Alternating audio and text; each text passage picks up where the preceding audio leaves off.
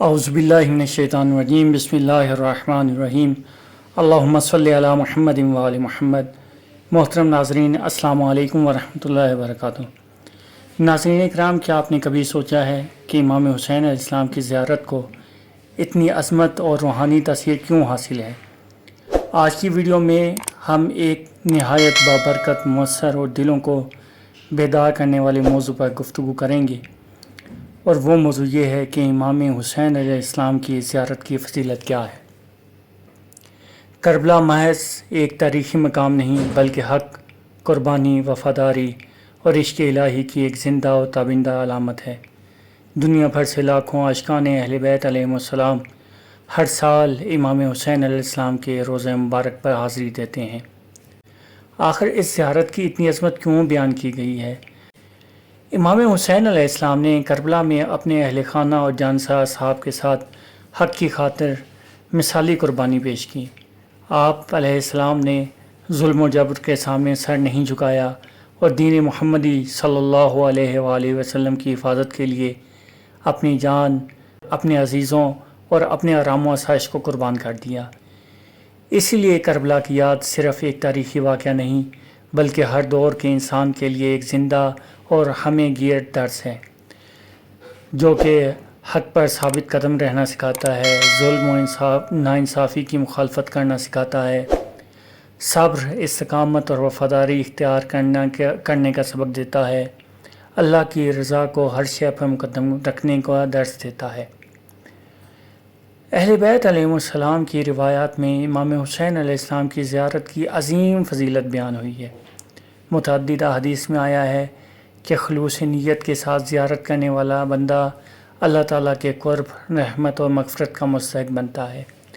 زیارت کا اصل مقصد صرف ایک سفر یا حاضری نہیں، بلکہ امام علیہ السلام کی عظیم قربانی کو یاد کرنا، اپنے ایمان اور عمل کا محاسبہ کرنا، گناہوں سے سچی توبہ کرنا، اللہ تعالیٰ سے تعلق کو مضبوط بنانا، اہل بیت علیہم السلام کی تعلیمات پر عمل کا عہد کرنا ہے۔ جب زائر روضہ مبارک کے سامنے کھڑا ہوتا ہے تو اس کا دل عاجزی، محبت، خشوع اور روحانی سکون سے معمور ہو جاتا ہے۔ تاریخ میں ایسے بے شمار واقعات ملتے ہیں جہاں لوگ غم، پریشانی یا روحانی اضطراب کے ساتھ کربلا پہنچے اور نئی امید، اطمینان اور قلبی سکون کے ساتھ واپس پلٹے۔ ایک بزرگ کا بیان ہے کہ وہ شدید ذہنی اور قلبی پریشانی میں مبتلا تھے۔ جب وہ کربلا پہنچے اور روضہ امام حسین علیہ السلام کے سامنے دعا کی، اپنے دل کا بوجھ اللہ تعالیٰ کے حضور پیش کیا، تو واپسی پر انہیں ایسا روحانی سکون نصیب ہوا جو انہوں نے برسوں سے محسوس نہیں کیا تھا۔ یہ سکون دراصل اللہ کی رحمت، اخلاص نیت اور امام علیہ السلام سے محبت کے نتیجے میں حاصل ہونے والی ایک قلبی کیفیت ہے۔ اگر آپ کو زیارت کی سعادت حاصل ہو، انشاءاللہ خداوند کریم تمام مومنین و مومنات کو یہ سعادت نصیب فرمائے۔ سب انشاءاللہ کمنٹس میں آمین کہیے گا، تاکہ خداوند کریم آپ لوگوں کی آمین کے صدقے کسی ایک کے دل سے، جو خلوص دل سے آمین نکلے گی، اس کے صدقے ہم سب کو زیارت امام حسین علیہ السلام سے مشرف فرمائے۔ تو جب ہم زیارت کی سعادت حاصل کر لیں گے تو انشاءاللہ ہمیں چند اہم آداب کا ضرور خیال رکھنا چاہیے۔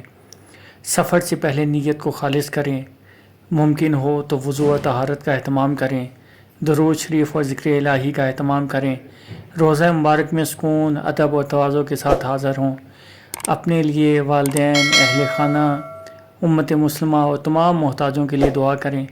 واپسی پر امام علیہ السلام کے پیغام کو اپنی عملی زندگی میں نافذ کرنے کا عزم کریں۔ اب جو شخص کربلا نہ جا سکتا ہو، اس شخص کو کیا کرنا چاہیے؟ ہر شخص کو فوری طور پر کربلا جانے کی سعادت حاصل نہیں ہوتی، لیکن امام حسین علیہ السلام سے محبت ہر مومن کے دل میں زندہ رہ سکتی ہے۔ امام حسین علیہ السلام کی سیرت کا مطالعہ کریں، مجالس اور دینی پروگراموں میں شرکت کریں، زیارات کی دعائیں پڑھیں، محتاجوں اور ضرورت مندوں کی مدد کریں، سچائی، انصاف اور حسن اخلاق کو اپنی زندگی کا حصہ بنائیں۔ یہ سب امام کے پیغام سے وابستگی کے نہایت خوبصورت اور مؤثر طریقے ہیں۔ ناظرین کرام، امام حسین علیہ السلام کی زیارت محض ایک سفر نہیں، بلکہ دل کی بیداری، ایمان کی تازگی اور اللہ تعالیٰ سے قرب حاصل کرنے کا ایک عظیم روحانی ذریعہ ہے۔ اصل کامیابی یہ ہے کہ ہم کربلا سے وفاداری، صبر، عبادت اور حق پسندی کا سبق لے کر اپنی زندگیوں میں اسے عملی طور پر نافذ کریں۔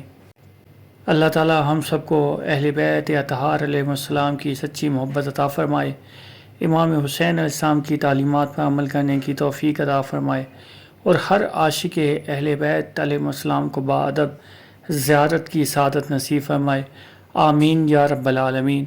آخر میں آپ لوگوں سے التجا ہے، اگر آپ کو یہ ویڈیو پسند آئے تو ہماری ویڈیوز کو لائک کریں، شیئر کریں اور سبسکرائب کریں، اور کمنٹس میں لبیک یا حسین لکھنا نہ بھولیے گا۔ والسلام علیکم ورحمۃ اللہ وبرکاتہ۔ اللہم صلی علی محمد وآل محمد وعجل فرج قائم آل محمد۔